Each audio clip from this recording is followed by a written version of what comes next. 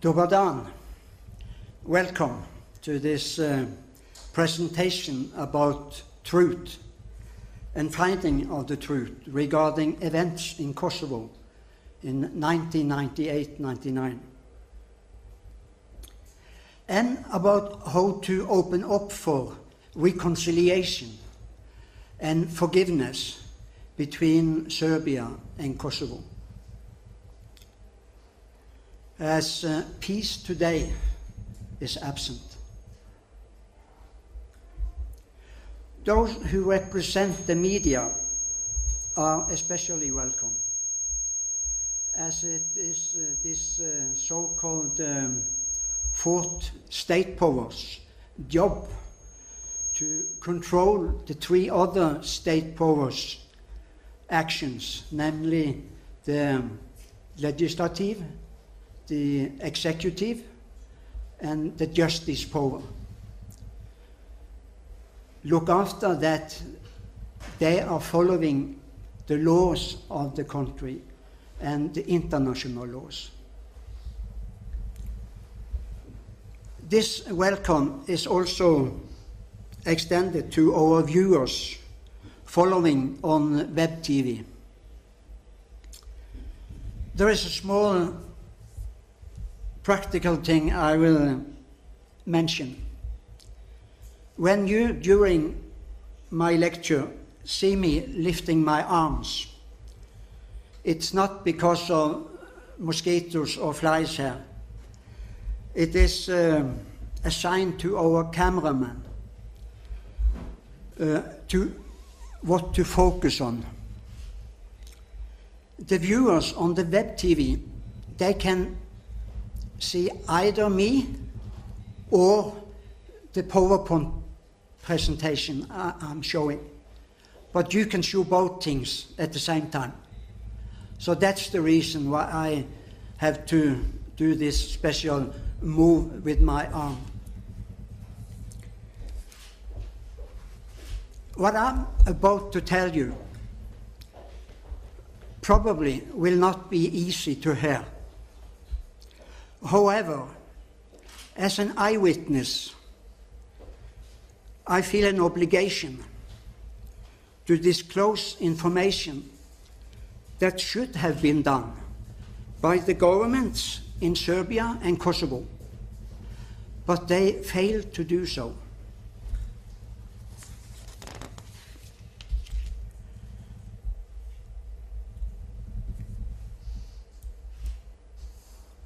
The title of my lecture is Out of the Shadows of Slobodana Miloševića, Towards Reconciliation and Forgiveness Between Serbia and Kosovo. While the other part, there is two parts, the other part is a small one, is called Humanitarian Law Center's Comparison of Sources Regarding War Victims in Kosovo, 1998-99. My name is Josef Martinsen. I'm a Norwegian. I'm 75 years old. My education and background is both from the military, where I served in the army for 17 years, and then I moved over to the civil society, where I have been working for 38 years. My last job abroad in the military was in South Lebanon. I was a company commander at what we called UNIFIL Force. It was the United Nations interim force in Lebanon. And I served there for 6 months.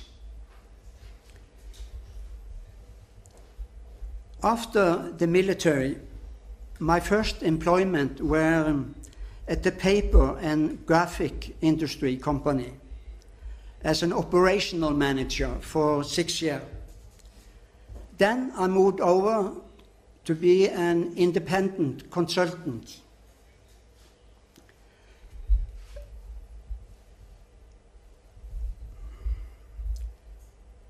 I hope we are doing the right things now with the camera. That's good.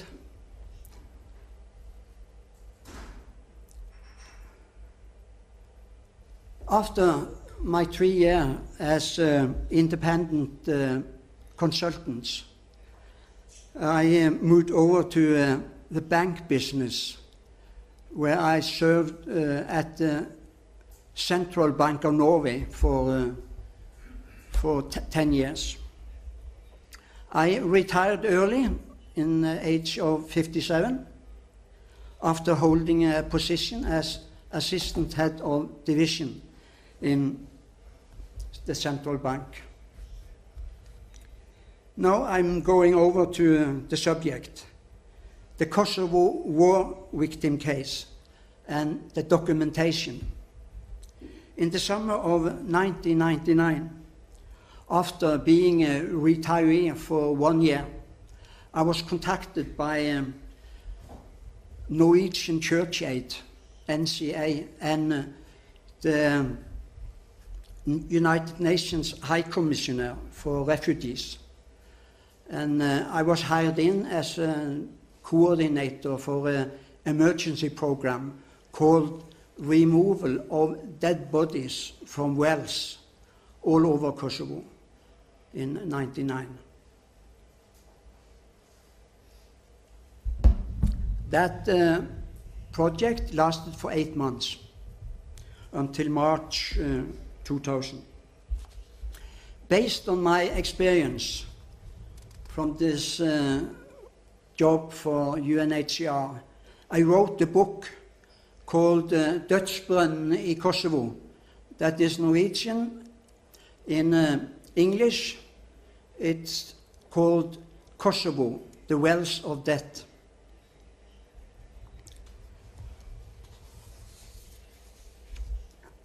It was published in 2005 by Cypress Publishing House in Norway. And subsequently, a year later, it was published also in Albanian, Serbian, and English in Pristina. From the summer of 2006 until 2010, based on a private initiative, I was researching over 400 mass graves reported by the International Criminal Tribunal for former Yugoslavia, called the ICTY.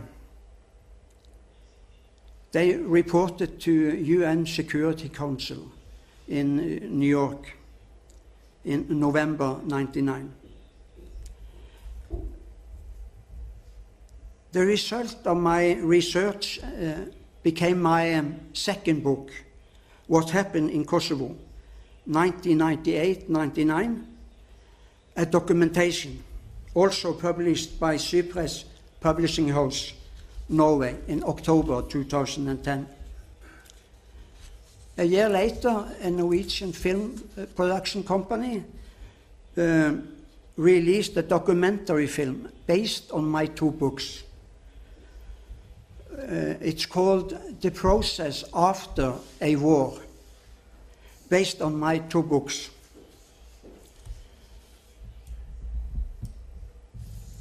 The 2 books and the film you can download from this webpage called Truth Commission, now called KosovoTrilogy.com.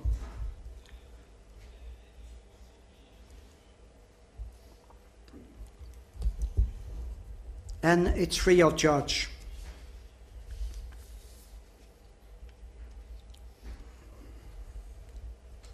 After 16 years on the Balkans, I have experienced the result of hostility and wars, and what that can bring about for ordinary people who always turn out to be the one bearing the burden.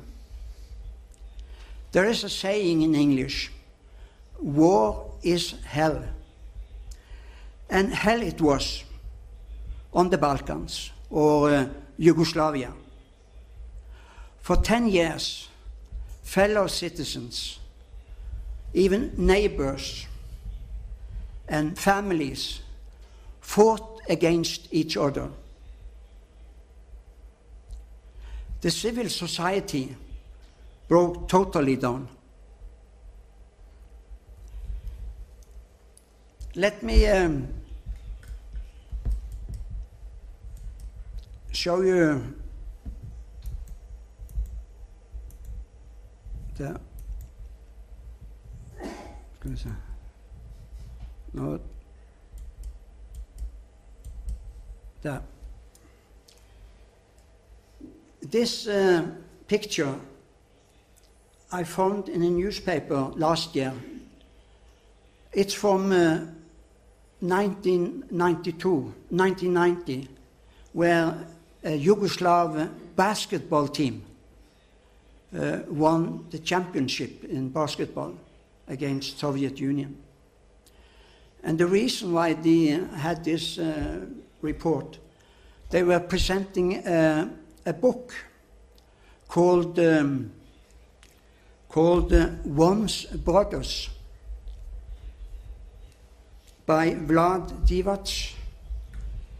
The picture dates back, as I said, to 1990, depicting two basketball players, Vlad Divac and Drazen Petrovic, who were both members of this Yugoslavian basketball team that beat Soviet Union and became world champions in 1990. These two players turned from friends to enemies. I also experienced how all people, regardless of ethnical groups, can live together peacefully and in harmony, away from destructive political shadows. The political structure that often put in power by elections can unfortunately backlash on the same people who elected them in the first place.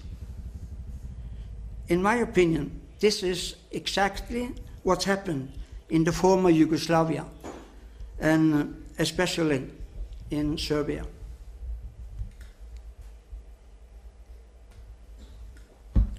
Apart from those invited here, this lecture is particularly addressed to the younger generation who has been deprived for the complete story of the events that took place in Kosovo in 1998-99.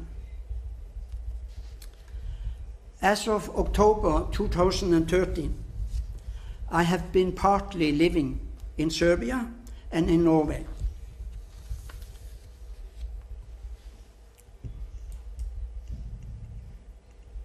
I set up this webpage in 2014 called Truth Commission, in English, Serbian and Albanian edition, with the intent to promote finding a process for reconciliation and forgiveness between Serbia and Kosovo. On January last year, I did a presentation of my documentation for the media and the non-governmental organization here at the Media Center. My lecture this time will deal with three elements that I think are of vital importance for bringing peace to people in Serbia and Kosovo. I'm doing this because I love Balkan and the people living here. I have been here for almost 16 years. I consider Balkan as my second home.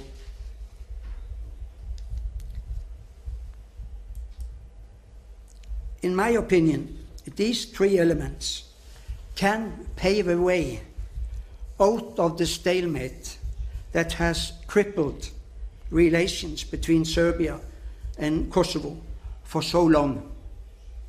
First element is the families of the victims of the war still missing.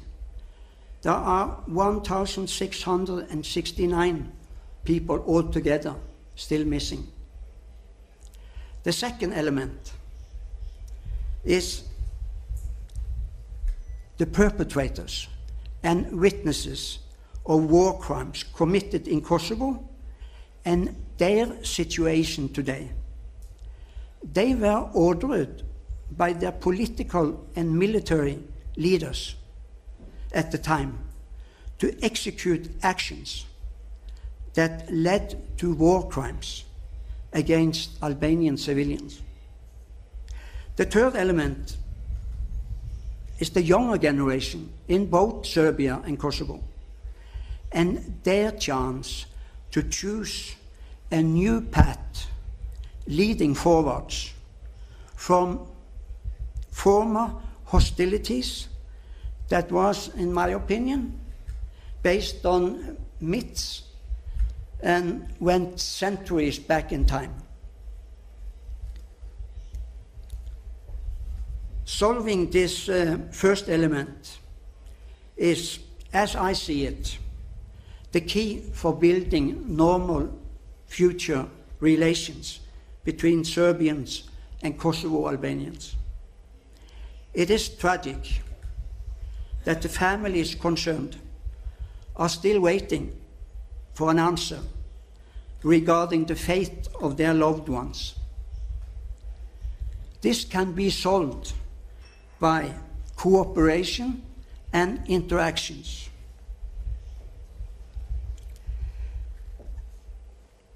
The Milošević regime used a sinister method when it came to cover up of criminal acts like random killing of civilians in order to create a state of terror.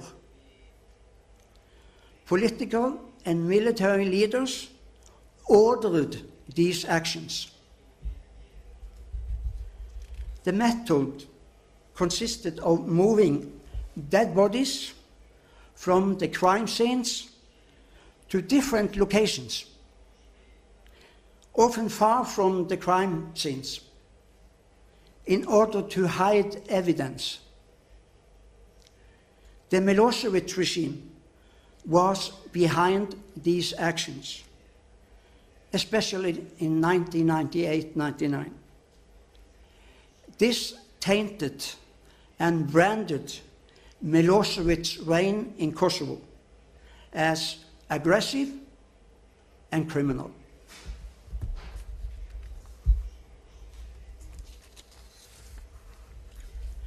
The credibility of these assumptions was proved by court verdicts from the International Criminal Tribunal in Hague in 2009, and testimonies made before the same court. When Milošević realized that he would have to leave Kosovo, he ordered mass graves inside Kosovo with dead Albanians to be reopened. This is a map from June 1999, June of 1999, and they show that the number of mass graves registered at the 20th of June.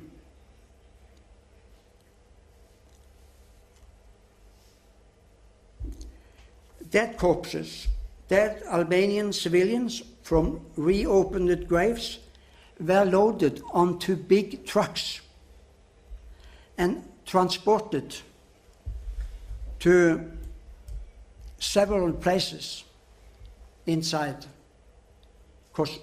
Serbia. And there were thousands of them. The reason for these actions was to conceal evidence, since without corpses, there is no evidence of war crimes.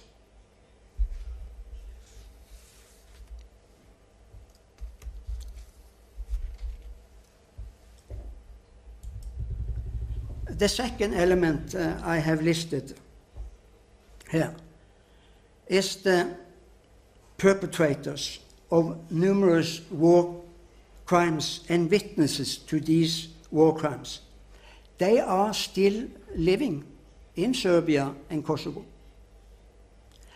They are suffering as well, psychologically and physically,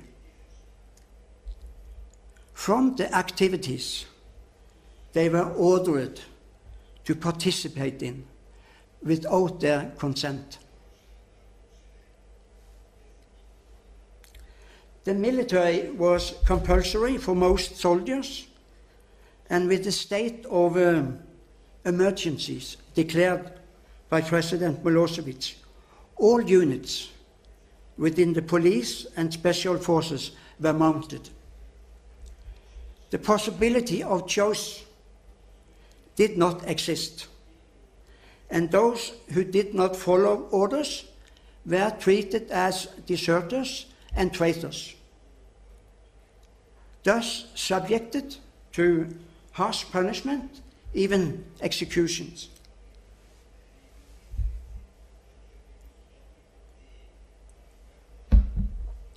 In 1989, I think Milošević must have had a mental breakdown, or at least very bad advisors, when he initiated the revoking of the autonomous status that Kosovo had been enjoying since 1974.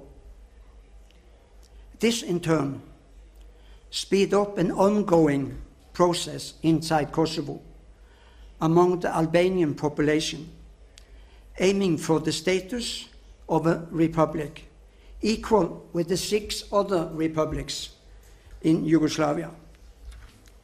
The population in Kosovo at that time consisted of approximately 80% Albanians and 20% Serbians, Roma, and other ethnic groups.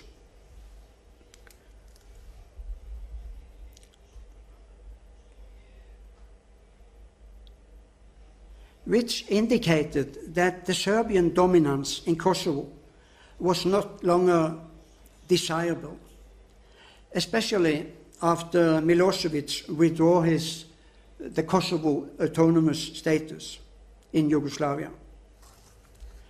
The Albanian population started a civil, non-violent disobedience actions that lasted for circa 6 years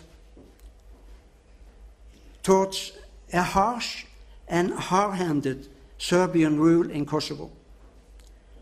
The Albanians established a parallel civil administration with a focus on education and healthcare. I mention these historical facts since they have been suppressed under Milošević's regime, and not much have been done after his reign to enlighten and inform the younger generation about crucial historical events. However, there have been a few people in Serbia from the early 1990s who acted as whistleblowers and took a stand and confronted Milošević's regime concerning its policies and atrocities committed. Some of these people were the following. The first one I have listed is Mirko Kovac, a Yugoslavian author who wrote a critical article in regarding Milošević's policy in the magazine of Srpska Reč in May 1992. You will find this article in my second book, that you can download from the internet. Number 2 is Natasha Kandic, human rights activist, founder and former executive director of the Humanitarian Law Center from 1992 in Belgrade. Number 3, Sonja Biserko, a former Yugoslavian diplomat for over 20 years, human rights activist from 1991, after resigning from her position as a diplomat at the United Nations in Geneva due to Milošević policies. The first one is Svetlana Đorđević. She was a former taxi driver in Kosovo, Polje, in Kosovo, between 1995 and 1999. Based on her diaries, she wrote the book called Testimonies About Kosovo in 2003. It was published here in Serbia, and she followed up this publishing with an interview in TV stations and radio stations, among them B92. After that, she experienced a massive harassment by Serbian police, which in turn made her seek asylum in Norway in 2004. All these people listed here made a substantial contribution towards enlightening the public, but they were branded as traitors. They have not been recognized to this day. In my opinion, their work regarding documentation and political awakening for over 20 years should have been part of the curriculum in the schools today. One thing that strikes me when I look at this list is the names, the list of these names, is that women are well represented. They have demonstrated a high degree of civil courage in a turbulent time.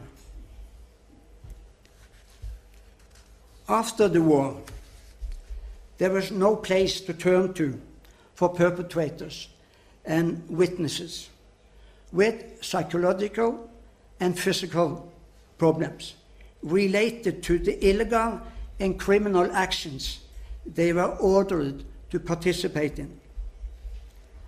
The initiative Truth Commission, Serbia-Kosovo, will help find a place for these people with their need for help. The initiative will also look for information about still missing victims of the war in Kosovo.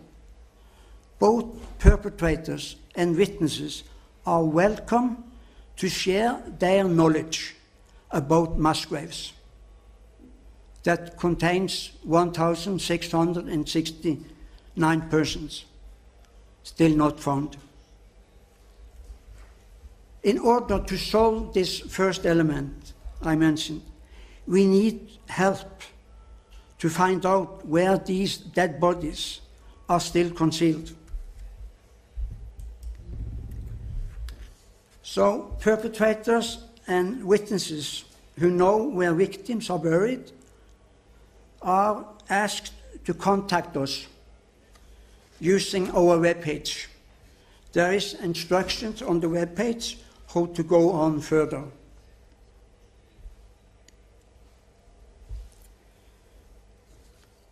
There are people in Serbia who have recently been interviewed by newspaper about mass graves that are already known. An article about these graves was written by Maria Ristic, April last year, in a Bern publications. You can find the article down at the table there after the lecture. And here is a picture of the presentation of the lecture on the internet.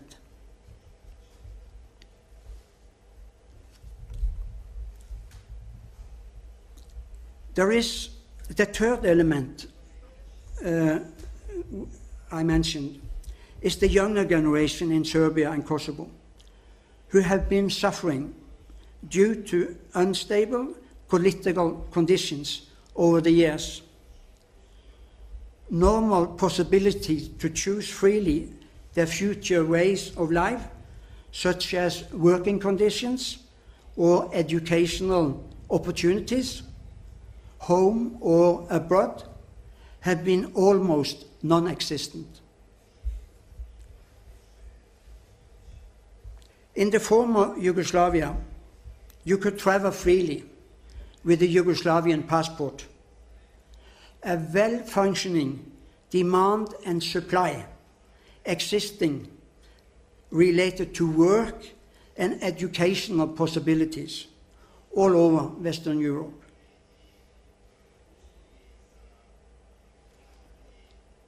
From the late 1980s, and particularly after 1989, this possibility vanished. The political system under Milosevic's 15-year reign brought misery and hardship upon the people in general, and especially the younger generation. After 1999, the political leaders in Serbia and Kosovo did not manage to find a mutual political path focusing on future instead of the past. This situation prevented the youth from breaking an evil circle of political tit-for-tat game that has lasted way too long. The younger generation, both in Serbia and Kosovo, now today has a unique chance to change the political direction. And such a chance does not come often. The task for the youth is to break the current evil circle of the political eye for an eye game by informing their fathers and grandfathers about the need to acknowledge and recognize the fact on the ground, so that damaged internal and mutual affairs can be restored. The youth today can achieve what their forefathers failed to accomplish, namely to create an environment for talks on all levels without being afraid of the man next door who might turn on them in retaliation just because they happen to have a different view on the issues at hand. It is necessary to point out which issues are the obstacles for providing a better environment for reconciliation and truth-seeking. And the number one issue is finding these missing dead people. The youth can persuade the older generation to open up regarding the whereabouts of the missing remains or victims, and open up an openness on both sides concerning this issue at hand can lead towards an environment where reconciliation can flourish. This goes for both Serbia and Kosovo. A good example of this is Fadil Mucholi from the village of Old Poklek, who lost his whole family, wife, children, mother, father, and siblings, 14 in all. They were massacred among 52 other people. They were just killed in a house and then burned in the same house. In an interview, Fadil told me that he was willing to forgive perpetrators, providing that the Serbian authorities recognized and acknowledged the atrocities committed by their forces. He said, the region, he said, would never recover psychologically unless the governments involved understood the necessity of acknowledgement. Germany, long time back in 1945, they recognized and acknowledged the Nazis' atrocities during World War II, and that paved the way for normalization and a fantastic build-up of Germany and her neighbors. A general transformation of attitude among the population is much needed on the Balkans when it comes to other ethnic groups than their own. This can only be achieved by a massive engagement in the school system, from kindergarten all the way to high schools and university. The focus needs to be put on correct contemporary history, reflecting facts on the ground that all parties can agree on. Facts on the ground, documented by court decision, should prevail. This was my first part, and I will now use 15 minutes for the last part I have concerning humanitarian law centers, comparison of sources. And after this 15 minutes, we can take a break for a coffee, and we will have questions and answer if there are some. Part 2 of my lecture is called Comparison of Sources.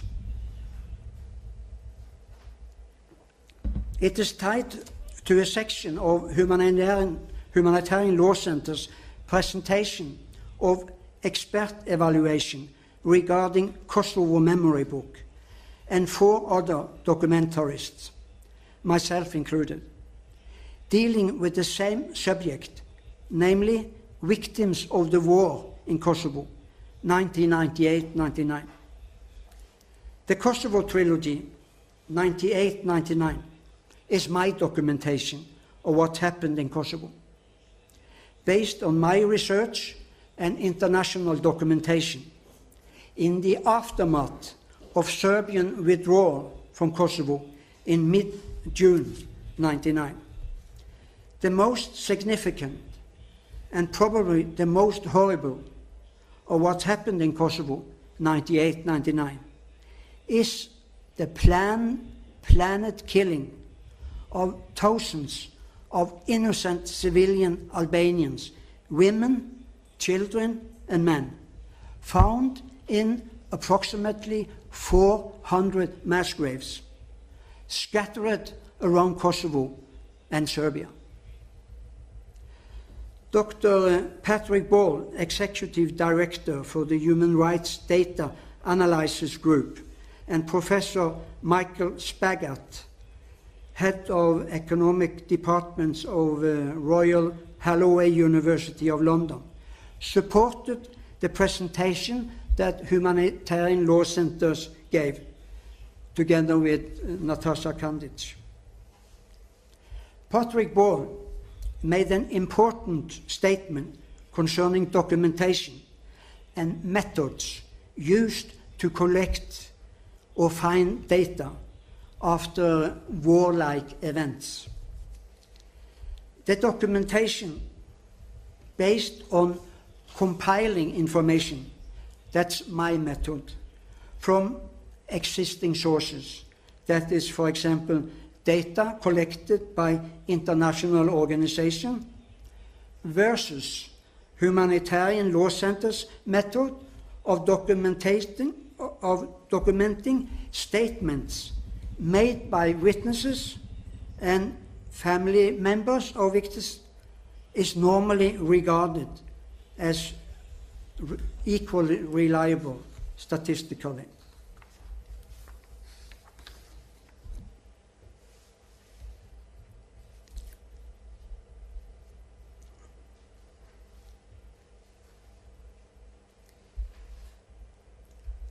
Before going into detail concerning this comparison, I think it's worth mentioning that when I first came to Belgrade in October 2013, I visited Humanitarian Law Center and Natasha Kandic and presented my 2 books and the documentary film. After the presentation and handing over of my 2 books and the DVD as a gift, I suggested that we could meet again and find ways to cooperate, since both Humanitarian Law Center and I were looking for truth about events in Kosovo. I was told to make contact a week later, but Humanitarian Law Center did not respond to my approach later on. Now over to the table that shows the comparison. There is, on this picture, there are 4 columns on the left side presenting the analysis that Humanitarian Law Center's documentation. And there are 2 columns to the right which have some green text present the findings of 4 other documentarists. It is obvious that the documentation of the latter have 3,119 more names of victims than Kosovo Memory Book.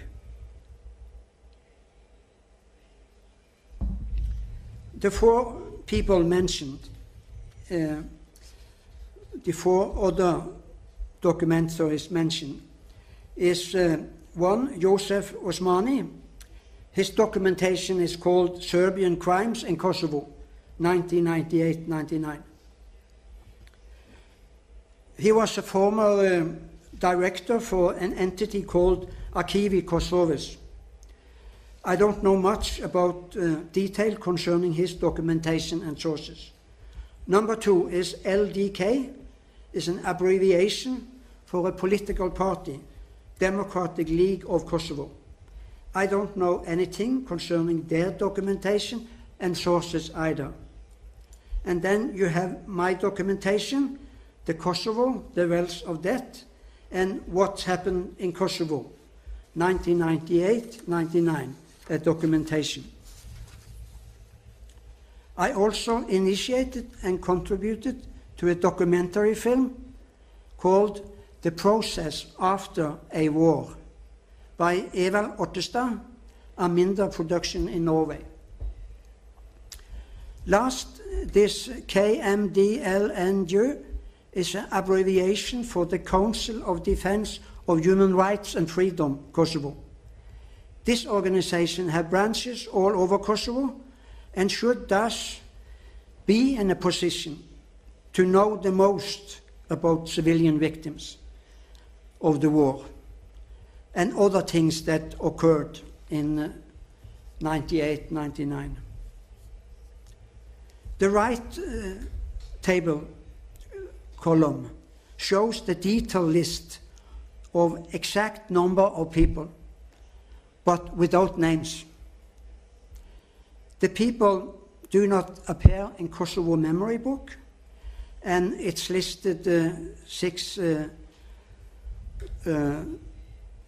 kind of types of people found. 488 was found alive, but there is no names on these people. 151 people found having a natural death. There's no names. 184 people found having death not related to war. No names. 715 people unknown. No names. 581 war victims. No names. And then 1,071 people being checked by Humanitarian Law Center, and still no names. That is a total of 3,119 people. What strikes me the most when I see this particular list is the lack of names. Especially when I compare how accurate and precise the Humanitarian Law Center usually is when they publish documents of their findings or their statement. This time, Humanitarian Law Center has failed to document verifiable personal data of civilian victims mentioned by the other documentarists, even though they publicly claim that they are inaccurate.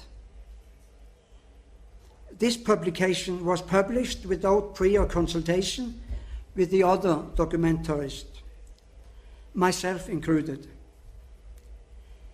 In the present difficult state of affairs between Serbia and Kosovo, all parties involved should do their best to find the truth and present it in an open and friendly atmosphere. We need transparency, not hidden agendas. I myself made the request to Humanitarian Law Center Kosovo and asked for the names of those 3,190 presumable wrongly listed. I wanted to correct my documentation if any mistakes appeared in it. However, they could not come up with a list of names. After some exchanged emails, I received the names of 9 persons. 5 of these people were still alive, and 4 names were double listed or wrongly spelled. My documentation contains 10,592 names collected from international sources.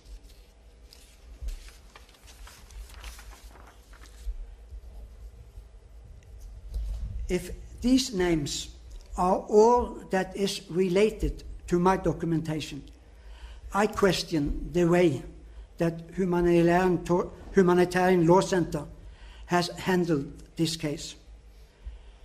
Was the purpose to enlighten the public? Or was it to put the bad spotlight on the documentation of other people or groups?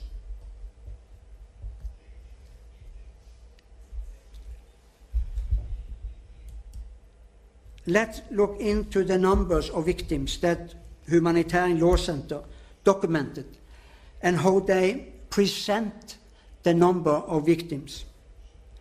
The Kosovo Memory Book contains names of 14,263 persons.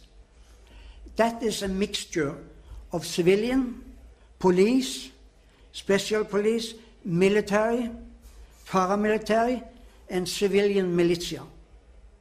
Victims of Serbian, Albanian, and Roma ancestry. In the lower part of the picture, I have included a handwritten calculation that reflects the text and numbers in the upper part of the picture.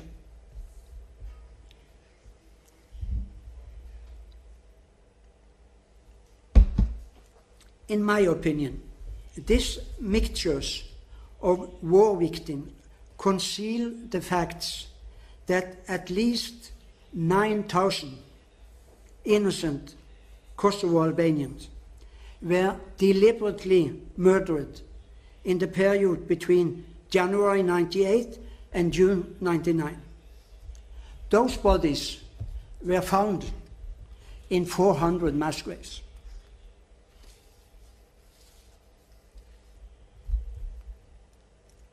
The special structure of the presentation strikes me when I study it closely, because as you can see, 82% of the civilian victims, 9,000 listed as war victims, are actually war crime victims.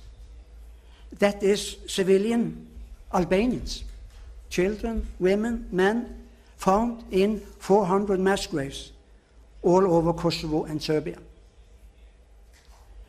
Of these 1,436, as you can see down there, listed Serbian civilians, I guess that approximately 700 of them are civilian combatants.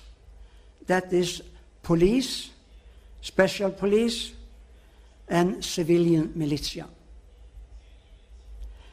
The facts around this issue will be up to the historians to find. Of the listed 3,097 military war victims, Serbians, Roma, and Albanians, 2,059 are Albanians. This mix of victims draws a veil over the fact that the vast majority of the victims are war crime fatalities and should be presented as such. These significant facts shouldn't be camouflaged. I would advise Humanitarian Law Center to change their presentation and to present war crime victims as a separate group, a distinction that these victims, in my opinion, deserve. I have a last personal thinking at the end of this lecture. Let there be no doubt about the fact that the murdering of more than 9,000 innocent civilian Albanians during 98-99 and the ruthless expulsion of more than half of the Albanian population in the winter and spring of 98-99 did happen. And I cannot find any justification for these actions. The time has come for recognition and acknowledgement. Thank you for your attention. That was the end of my lecture. And now it's open for people to catch a coffee or drink, or we can start off with questions concerning my lecture, if there are any.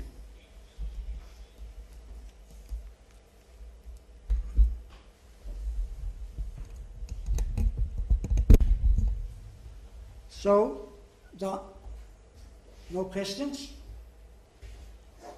There's one.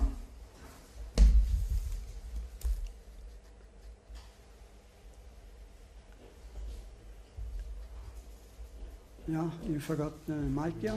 Mm-hmm.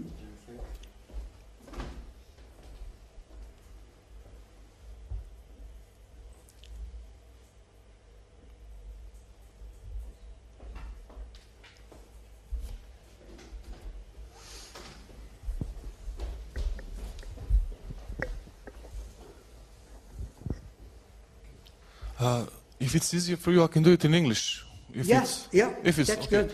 And could you say your name? Of course. My name is Predavanje Miloševića, and I come from the Humanitarno Law Center. Yeah. I came especially for your presentation. I was the last year when you had a presentation also here. Yeah. And I must not say, but I highly admire your job, what you're doing, your passion for doing everything you're doing here in the Balkans. As you said, this is your second home, and what I wanted to say about these remarks about the Humanitarian Law Center and the last year presentation and everything you said. Firstly, the Kosovo memory book is now online and available. The list is available on our website, on the Kosovo memory book website, and all the names from other 4 documentaries that you said that we wanted to check our list comparing to other 4 lists. That was the only intention. There is no bad intentions in what we wanted to do, just to check to see if we maybe slip some name. Maybe we wanted to double check times, and all the names that are not in the Kosovo memory book, which is online and available, are the names that we still didn't check. You know, we didn't publish all the names of, as you said, this 3,091 that we put in other register, because there is always possibility that some of those names could appear as a war victim and finish in the Kosovo memory book, because our research is still ongoing. We have 2 years. We are supported for 2 more years for this research, and we are now doing this checking of all the names that we ain't sure. But there is one observation about the what happened in Kosovo book. I think that's a very great book, and a great effort to make a list of all the names of the victims in the Kosovo. But we also had an approach to some UNMIK and OMPF lists and ICRC lists in Kosovo, and I understand that you made a compilation of all these sources that were available for your research, but there are some categories of victims that are not, that were listed as closed because there was no available information on this person's status, or they were closed for some other reasons, found alive, and so these are we didn't close any case as not victim before we tried to research and double check it in the field. All the 4 documentaries that you mentioned didn't have a possibility to check every name that you were publishing. You know, you just made compilation, but we have researchers in the field, and we are trying to check every name and to determine the person's status. And there is also problem of the methodology, you know, because all the 4 methodologies of all the 4 sources are different. Your methodology and our methodology, that's the reason why there are some differences between our 4 lists. But I must say again that from your book, from a book that you compiled, What Happened in Kosovo, we succeeded to confirm around maybe 10 or 15 names that we didn't have before. And without your book and without your list that you compiled, we might never succeed in collecting all those names. And that's, even if there is only one name that we succeeded to confirm upon your book, it's a big success for all. And I think that it's just the way that our project was going. You know, we also started from the zero. We had some documentation from the before, but also trying to collect as many sources as we can, you know, as you saw on last year's presentation. And I must also say just one more thing, and I will finish. There is an I don't know how to call. There is one another guy from the Norway. His name is Christian Kars. Christian Kars, and he is very malicious. I can say that he was very malicious in his attempts to say that your book was a falsificate, and I think that's very, very bad that he was saying. We do not agree with him, and his attacks on your work was, for me, very, very bad, how should I say, and I don't agree with his observations of your book, because you say in one part in your book, you are saying that you have date of killing or the date of exhumation, if there were not available the date of killing, if he read that, he would know that, but he didn't read, obviously, and he was trying to say that you're, I don't know, having more names for 2,000 years, but that was exhumations, not the killings, So we don't stand on his observations, and I regret for his attacks on your work, and I highly admire what you're doing. It was just a comment, not a question, but thank you once again. Yeah, thank you for your question or your remarks. I will first say that I regard the work that Natasha Kandic have done during 20 years as very highly. She have done a remarkable job for finding out what happened during all the wars on the Balkans, all the 4 wars in the Balkans. The last one she took on was Kosovo. So I have no hard feelings for Natasha Kandic. The only thing we reacted on, and that was used of people who didn't like my work, and maybe not your work either. They used this as an excuse to say that we falsificate names, we falsificated whatever. So it's good that you took up this and mentioned that, and we will have it in mind. But I must say that still, I don't understand why you put it up, those 4 other documentarists, and you named these 3,190. People had to assume that there was something mysterious, something wrong here. Maybe they tried to falsificate things. So you see, that is the reason why I reacted as I did. Yeah. Okay, other questions? If not, you can have coffee and you can look at the things that I have laid out there. And there is a copy of my lecture in English and Serbian. So if you want it, you can take a copy of it. Thank you so much for your attention.